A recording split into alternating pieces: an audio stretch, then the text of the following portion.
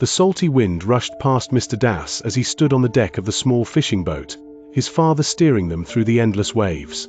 The ocean stretched out in all directions, a vast and mysterious world that he both feared and admired. "Remember, son," his father had said, "the sea is powerful, but if you respect it and understand its ways, you can survive even its worst storms." Mr. Das had listened carefully, storing every lesson in his heart. But nothing could have prepared him for what happened next. Out of nowhere, the water beneath them stirred violently. A massive shape emerged from the deep, a great blue whale, its enormous body rising like a mountain from the sea. Before they could react, the creature opened its mouth, and in one swift motion, Mr. Das's father was gone. "Father!" he screamed, his voice lost in the roaring waves. But there was no answer. Only the sea remained, indifferent and unforgiving.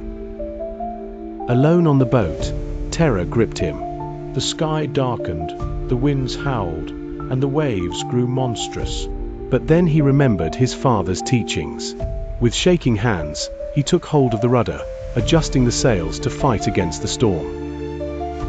He steered, adjusted, and fought against the mighty ocean, his small frame determined to survive.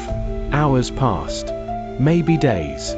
He had lost track of time, exhaustion weighing down on him. And then, at last, he saw it, a distant stretch of golden sand.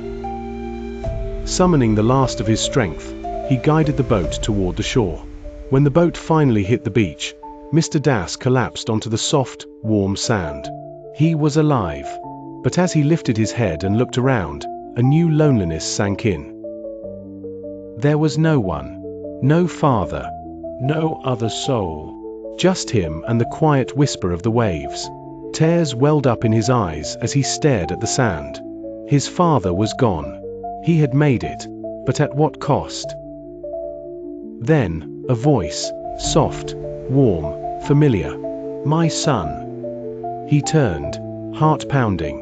And there he was, his father, standing behind him, whole and smiling. Before Mr. Das could say a word, his father pulled him into a tight embrace. "You did well," his father whispered. And just like that, the loneliness faded. Mr. Das had lost his father to the sea, but the sea had given him back.